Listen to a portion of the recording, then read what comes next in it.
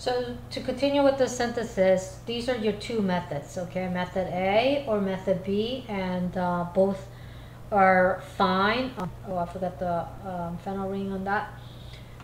In either case, what you're going to have to do, because this is an enolate, regular enolate, not a two electron withdrawing group enolate.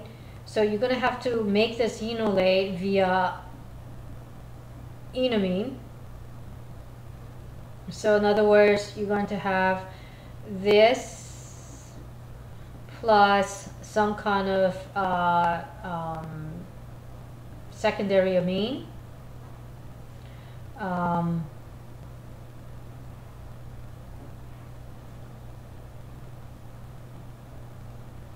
So you make the enamine first, and then it's going to be then able to do the Michael to give the product that is shown here. So then you could do that and then do the hydrolysis to get the ketone back, right?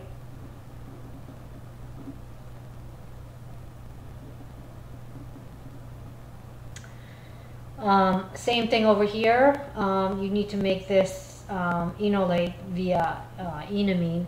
So you react with the ketone and then react with some kind of secondary amine to make the enamine, and then react with this. All right. So I just showed you like one step backwards. So this question, you know, if there was no restriction and it didn't matter which way you made the carbon-carbon bond, then you would choose any of it, method A or method B. But let's say if the restriction was you had to start with cyclohexanone, then it would make sense to make the carbon-carbon bond between this carbon and this carbon, all right? So if, though, you were required to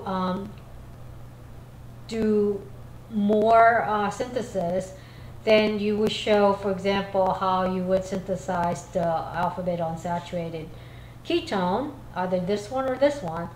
But then it becomes another synthesis problem, and once again you would ask the same question: what functional group do you see?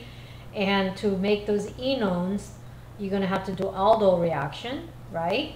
And then so the aldo reaction would be from the beta hydroxy carbonyl. All right, so let's just do one of them. So let's say you needed to synthesize this enone, then you have the immediate precursor before that would have been alpha beta, right? Would have been this beta hydroxy group, because then if you dehydrate it with heat, then you would get the enone. So this then would be an aldol reaction in which you would make an enolate here, and you would do that by starting from the ketone with LDA, sorry, and then you would have to react with an aldehyde to get that carbon, and this would be just one carbon aldehyde, so it would be formaldehyde.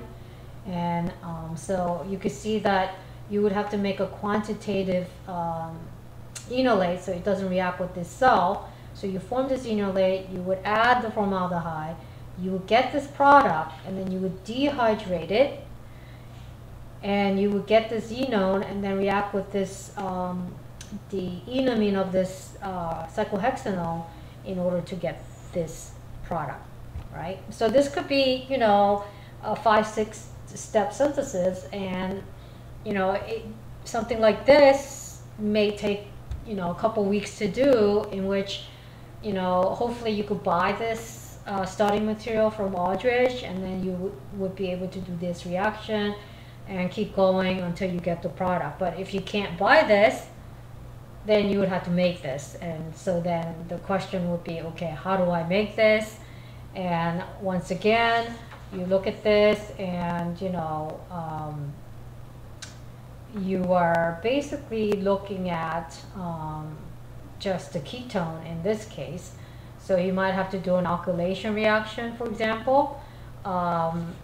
So I don't want to just keep going and going and going, but you get the idea that each of the starting materials that you propose, it has to fit the constraint that is given in the question, and then you have to keep going backwards. Okay.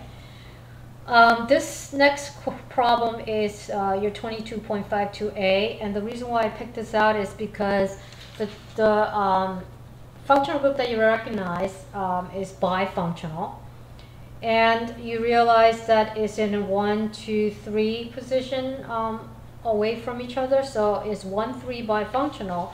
So you would look here, one of these, but notice that we don't have a carbonyl, but I have 2 hydroxy groups. So you might be stumped because it's not in the column, okay? So I want you to not get stumped and think of ways that you could get alcohol immediately before this that might look like something that you would recognize in this column, okay? So notice the 1, 3 that you know how to make is carbonyl, beta hydroxycarbonyl. So it's possible that one of these could have been the carbonyl group. So for example, if this was my precursor and I reduced it with a reducing agent, like in this case I could use sodium borohydride because it's an aldehyde reduction. So if you're able to make that connection, then this is a you're going to do aldyl reaction, and notice that we will make enolate over here and then react with this aldehyde. So it would be this aldehyde with this enolate, and when you draw that, notice that they're identical. So that means that we want to have the unreacted aldehyde and the enolate of that coexisting, which means that we want to use a weaker base, not LDA, so that this does happen to give you this product, right? So that's how you would go about doing some of these problems that you might not recognize initially, the functional group that's given in that third column, okay?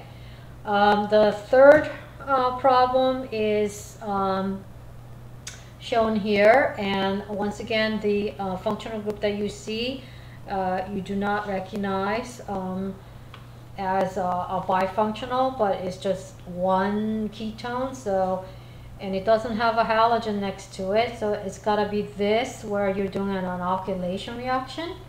So so the enolate, the nucleophile, has to be over here on the net alpha to the carbonyl. So we're going to just do a normal alkylation. So we want this ketone equivalent plus, so then we are trying to make that bond, so the alkyl halide would be with a halogen attached to that carbon, right? I mean, many students, when they do synthesis, will accidentally leave it like that. And the problem is this enolate does not know how to attack there because there isn't a good leaving group. So don't forget to put the leaving group, right? So because you have alkylation is enolate and an alkyl halide, right? So you need to give me both things, right? So in order to produce this enolate quantitatively, we want to use LDA so it doesn't react with itself, and then we throw in the bromide, and then here you go, you're all set to go. All right. In case I run out of time on the next page, I want to just make sure that you are going to try the 22.51A, 22.52B, and 22.53A. All right. Quickly, the next problem is looks like this. And once again, what functional group do I see in this list in the third column? So let me just put it side by side so you see. Notice it's bifunctional, so we got two functional groups, and the relationship is 1,3 apart, not 1,5. So it would be this right here, which means that we want to use Claisen to do this reaction. But notice it's in a carboxylic acid form. So we know that we have to do Claisen, but before we could do Claisen, we're going to have to write out the ester that it came from. And because you don't get carboxylic acid directly from Claisen, it's from the hydrolysis of doing Claisen, right? After you get the product. So then you would do Claisen with this.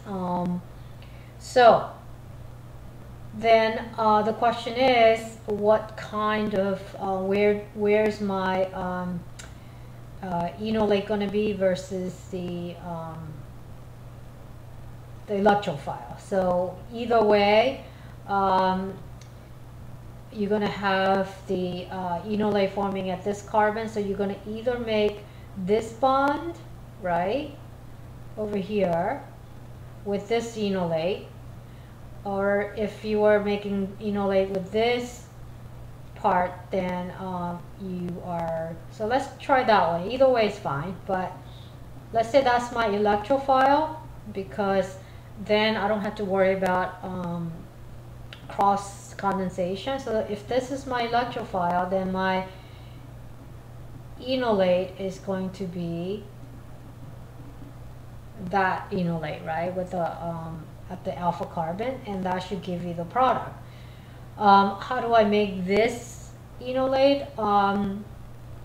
You could do it from the starting material. The easiest way to quantitatively make it, of course, is LDA, but that will prevent the self-condensation. So this is probably the best, easiest way to make this compound.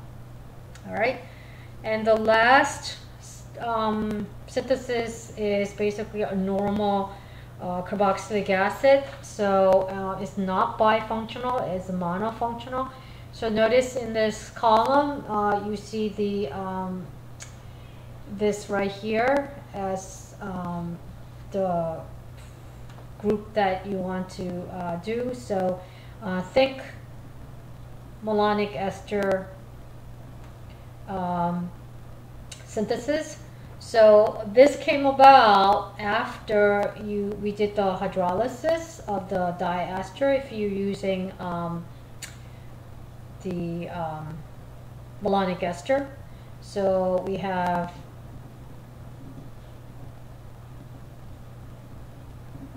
you probably recognize a malonic ester now, and so this was my enolate.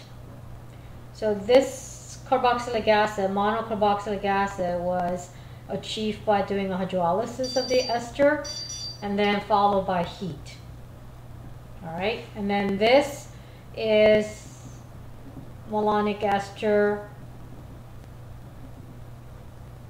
enolate with now alkylation with so you're making that bond, so you have the alkyl halide that you need in order to do that. Okay, so that concludes this lecture, and hopefully you will be now able to do these synthesis problems, and bring the questions that you have to class, please. Good luck.